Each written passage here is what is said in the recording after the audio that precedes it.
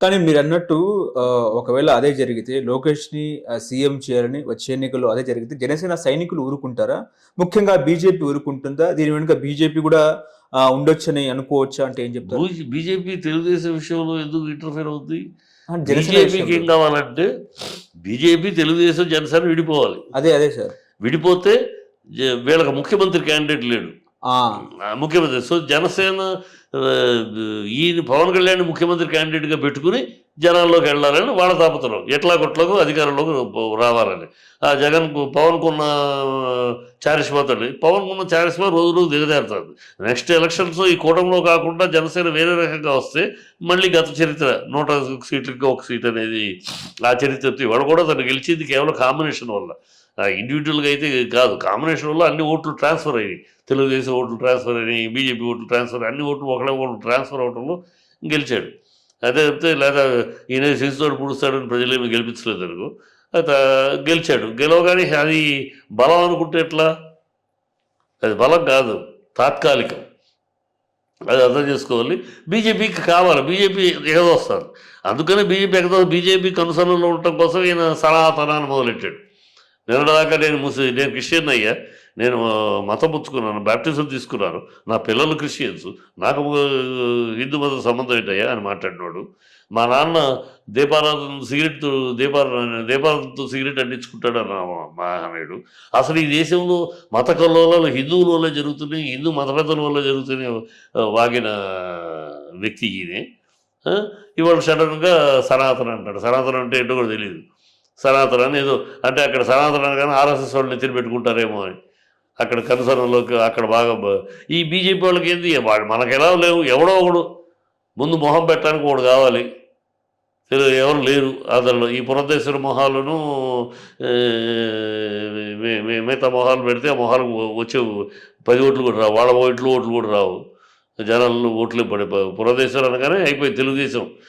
పురంధేశ్వరి అవ్వగానే party BJP మారిపోయింది ఆంధ్రాలో. భారతీయ జనతా పార్టీ కాకుండా బాబు భజన్ పార్టీ అయింది. బీబీపీ అయింది. సో ఈవిడ పుణ్యవాణి ఈవిడ మొత్తం కార్యకర్తలతో మోసం చేసి కార్యకర్తల చేత అబద్ధపు రికార్డులు పుట్టించి అబ్జర్వర్స్కి అందరూ కావాలన్నారు, ఈ కూటమి కావాలన్నారని ఈవిడే చేయించి నాశనం చేసేది. మొత్తం చూడండి సీట్లు కూడా ఎవరికి ఇచ్చారు అంటే మొత్తం ఒకళ్ళు ఇద్దరు తప్పితే మీద అందరూ తెలుగుదేశం నుంచి వచ్చినోళ్ళు, కాంగ్రెస్ నుంచి వచ్చినోళ్ళు వాళ్ళకే సీట్లు. అక్కడ మొత్తం అమ్మేసింది. మొత్తం మరిది గారి కోసం అని మొత్తం అమ్మేసింది. బావగారి కోసం పార్టీని తొంగలో దొక్కేసింది. ఇప్పుడు మొన్న అమిత్ షా ఏపీకి వచ్చినప్పుడు కూడా సీఎం పక్కన కూడా డిప్యూటీ సీఎం చైర్ కూడా ఆయన తీసుకురమ్మని చెప్పారు. ఆయన కూర్చోబెట్టిన పరిస్థితి. ఆ యొక్క వీడియో క్లిప్‌ని ఎట్లా అర్థం చేసుకోవచ్చు మనం? చంద్రబాబు టాక్టిక్స్ అది. ఓకే. చంద్రబాబు ఎప్పుడు డైరెక్ట్‌గా కొట్టడు. ఆ! డైరెక్ట్‌గా ఎవరిని కొట్టడు. వీళ్ళు ఆవేశపరంగా వీళ్ళు చంద్రబాబు చాలా తెలివిగా పదవులు పలకరిస్తూ ఉంటే కనుబొమ్మలు వెక్కిరిస్తాయి అనే స్కీమ్ అయింది. గౌరవిస్తున్నట్టు కనపడతాడు. ప్రజలు రేపు అదేంటిది ఇప్పుడు నువ్వే అన్నావు రేపు ఎప్పుడో వచ్చింది అదేంటండి పాపం చంద్రబాబుని అంటారేంటి ఆ రోజు సీట్ లేకపోతే ఆయన కదా పిలిచి సీట్ వేసి కూర్చోబెట్టాడు. ఆయన ఇవ్వాల్సిన గౌరవం ఇచ్చాడండి. పవన్ కళ్యాణ్‌దే తప్పితే ఆయన తప్పులేదు అంటాం.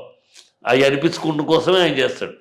అంత విచక్షణ అంత బ్రెయిన్ ఈ పవన్ కళ్యాణ్‌కి ఎక్కడుంది? ఇది ఆవేశపరుడు, అనాలోచితుడు, ఆవేశపడితే ఏమి విచక్షణ, విజ్ఞానము, అర్ధజ్ఞానము, అజ్ఞానంతో ఇంకేదో మాట్లాడుతూ ఉంటాడు. అప్పటికప్పుడు వెంకట లక్ష్మి అన్నట్టు ఎప్పటికప్పుడు తోచింది మాట్లాడుతూ ఉంటాడు.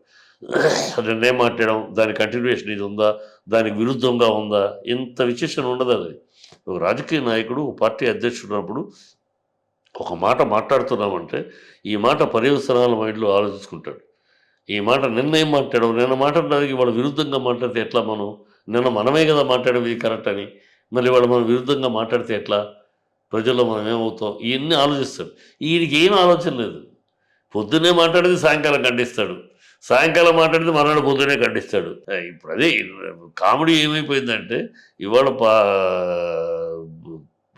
Joker of politics Pawan Kalyan in Andhra Pradesh. Okay. ఇప్పుడు చంద్రబాబు టీమ్ దావోస్‌లో బిజీగా ఉన్న పరిస్థితి. నిన్న మొన్న టీజీ భరత్ సాక్షాత్తు ముఖ్యమంత్రి పక్కన ఉండగానే రేపు ఫ్యూచర్ సీఎం లోకేషే అన్నారు. అంటే ఆ యొక్క వ్యాఖ్యల్ని మనం ఎలా చూడొచ్చు? పక్కన తండ్రి స్థానంలో తండ్రి అంటే ముఖ్యమంత్రి పదవిలో ఆయన ఉన్నారు చంద్రబాబు. కొడుకు పక్కన ఉన్నారు. ఏంటి సార్ అసలు? ఇది వాస్తవమ్మా. దీంట్లో ఏమి అనుమానాలకి, సందేహపట్టాలకి, ఏమి వాస్తవం. చంద్రబాబు 2000 రేపు 27లో ఎన్నికలొచ్చినా, 29లో వచ్చినాక చంద్రబాబు తన సీటుని తన కొడుక్కి కేటాయిస్తాడు. అది ఖచ్చితంగా. ఎందుకంటే ఆ టైంకి ఆయనకి 80 దాటేస్తాడు. యాక్టివ్‌గా ఉండడు. యాక్టివ్‌గా ఉండలేడు కూడా. కనుక కొడుకుని కూర్చోబెట్టి వెనకాల ఆరోగ్యంగా ఉంటే కొంచెం వెనకాల ఉండి చూస్తాడు. 80లో కూడా పదవి కోసం అంటే మరి ఏలాడుతున్నాడు అంటారని కొడుకుని ఇంకెప్పుడు చేస్తాడని కొడుకుని చేసేస్తాడు. ఆయన కొడుకుని చేయటం అనేది రొటీన్ ప్రాసెస్, రెగ్యులర్ ప్రాసెస్. అది ఏమి సందేహించాల్సిందో పెద్ద ప్లానింగు అని అందరికీ తెలుసు. పసిబిడ్డ బాలాజీ ఆంధ్రాలో అడిగితే చంద్రబాబు ఎవరిని సీఎం చేస్తాడు నెక్స్ట్ ఎవరిని అడిగి లోకేష్ అని చెప్తాడు. ఎవ్వడు ఈ పిచ్చి పిచ్చి ఆవేశపరులు పవన్ కళ్యాణ్ అంటాడు లేదా అనుకోలేము నన్ను చేస్తాడని అనుకోడు. అందుకే మళ్ళీ తను ఏం మాట్లాడదు, 15 సంవత్సరాలు మేమే కూటమిగా ఉంటామంటాడు. అవును. మేమే కూటమిగా ఉంటామంటే మరి నువ్వు ముఖ్యమంత్రిగా ఉంటావా? అది చెప్పు మనం.